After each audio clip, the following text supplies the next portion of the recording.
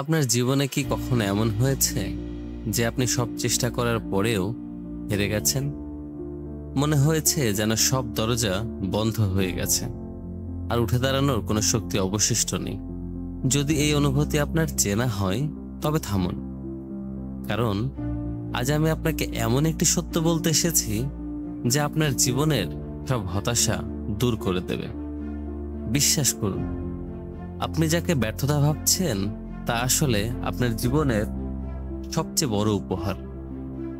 আজ আমরা জানব কিভাবে সেই উপহারটাকে কাজে লাগিয়ে আপনি অপ্রতিরোধ্য হয়ে উঠতে পারেন। এই 3টি মন্ত্র জানলে ব্যর্থতা আপনার পায়ে লুটিয়ে পড়বে।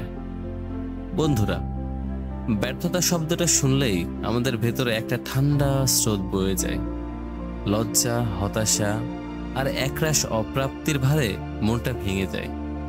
আমরা ভুলে যাই যে পৃথিবীর সবচেয়ে সফল মানুষগুলোর গল্প ব্যর্থতার কালি দিয়ে লেখা।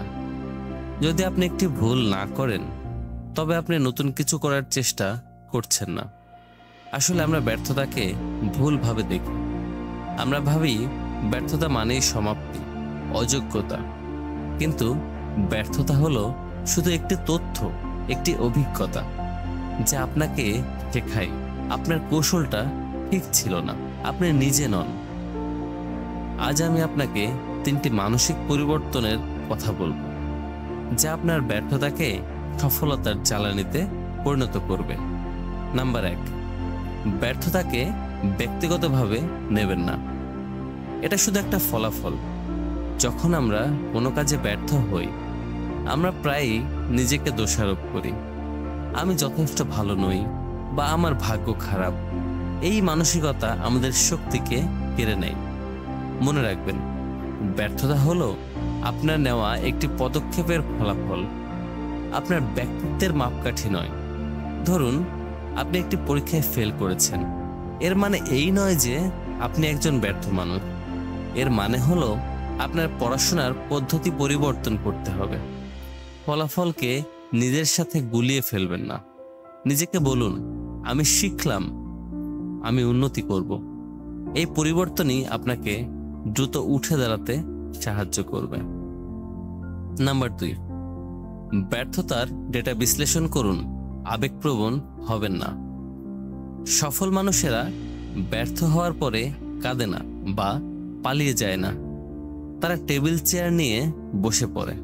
তারা বিশ্লেষণ করে, কোথায় ভুল হলো, আমি কি ভিন্নভাবে করতে পারতাম। ব্যর্থতার সময় আমাদের মন আবেগে আচ্ছন্ন থাকে, কিন্তু এই সময়টাই সবচেয়ে গুরুত্বপূর্ণ। আপনার ভুলগুলিকে তালিকাভুক্ত করুন। প্রতিটি ভুলকে একটি শিক্ষণীয় বিষয় হিসেবে দেখুন। ব্যর্থতা একটি চমৎকার শিক্ষক, কিন্তু আপনি যদি তার ক্লাস না করেন তবে সে আপনাকে কিছুই শেখাবে না। এই শীতল যুক্তিসঙ্গত বিশ্লেষণই আপনার পরবর্তী সাফল্যের নীল নকশা তৈরি করে দেবে। নাম্বার 3, আপনার গল্পটি সম্মান করুন। ভাঙা টুকরোগুলো দিয়ে নতুন কিছু তৈরি করুন। আপনার ব্যর্থতার গল্পটি আপনার জীবনের সবচেয়ে মূল্যবান অংশ, কারণ এটি আপনাকে দেখিয়েছে আপনি কতটা শক্তিশালী। আপনি ভেঙে গিয়েছিলেন কিন্তু শেষ হয়ে যাননি। আপনার ক্ষতগুলো আপনার শক্তি এবং অভিজ্ঞতার প্রতীক। যখন আপনি আপনার ব্যর্থতাকে লুকিয়ে রাখতে চাইবেন তখন আপনি আপনার ভেতরের যোদ্ধাকে অস্বীকার করবেন। বরং আপনার এই গল্পটিকে সম্মান করুন, এটিকে আপনার প্রেরণা হিসেবে ব্যবহার করুন। আপনার প্রতিটি ভুলই নতুন কিছুর ভিত্তি। মনে রাখবেন, হীরা তৈরি হয় প্রচণ্ড চাপ সহ্য করার পর। আপনিও সেই চাপের মধ্য দিয়ে আরো উজ্জ্বল হয়ে উঠছেন। এখন যখন আপনি নিজেকে পরাজিত মনে করবেন তখন মনে রাখবেন, আপনি কেবল একটি বিরতি নিচ্ছেন, শেষ করছেন না। আপনার ভেতরের আগুনটা এখনো চলছে। ব্যর্থতা আপনার পরিচয় নয়, এটি শুধু পথের একটি মাইল ফলক। প্রতিটি ব্যর্থতা আপনাকে আরো অভিজ্ঞ, আরো শক্তিশালী এবং আপনার লক্ষ্যের আরো কাছে নিয়ে যাচ্ছে। উঠে দাঁড়ান, আপনার শক্তিকে বিশ্বাস করুন আর নতুন উদ্যমে ঝাঁপিয়ে পড়ুন। মনে রাখবেন, একটু সময় পেলে নিজেকে এই প্রশ্নটি করুন, আমি কি আরেকবার চেষ্টা করতে ভয় পাচ্ছি?